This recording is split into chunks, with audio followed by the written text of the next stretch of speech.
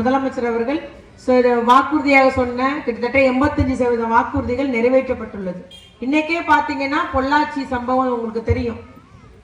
கூட்டு பாலியல் வன்கொடுமைன்னு சொல்லிட்டு அந்த பிள்ளைங்கள் எல்லாம் தவறுதலா பாலியல் வன்கொடுமைப்படுத்தி அதையும் வீடியோ ரெக்கார்ட் பண்ணி அதை வச்சே மிரட்டி ரொம்ப துன்புறுத்தினாங்க. கடைசியில் அந்த பிள்ளைங்க புகார் கொடுத்துட்டாங்க. புகார் கொடுத்த போது கடந்த ஆட்சியில் எடப்பாடி ஆட்சியில் எஃப்ஐஆரே போடல.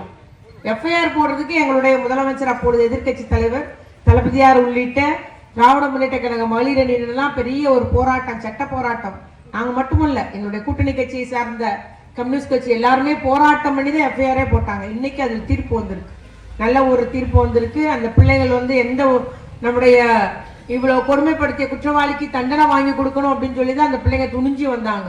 பிள்ளைங்க யாருன்றது வெளியே தெரியாது, போட்டோ வெளியே வரல, இன்னும் தெரியல. அவ்வளவு கவனத்துடன் இன்னைக்கு விசாரணை முடிஞ்சு இன்னைக்கு ஒரு பெண் நீதிபதி சரியான தண்டனை கொடுத்திருக்காரு, ஆயுள் தண்டனை கொடுத்திருக்கிறார் கடைசி அந்த அத்துணை குற்றவாளிகளுக்கும். ஆகவே நம்முடைய தேர்தல் வாக்குறுதியில் ஒன்றாக நம்முடைய முதலமைச்சர்கள் அதையும் வைத்திருந்தார்கள். இன்னைக்கு அந்த வாக்குறுதியும் நிறைவேற்றப்பட்டுள்ளது.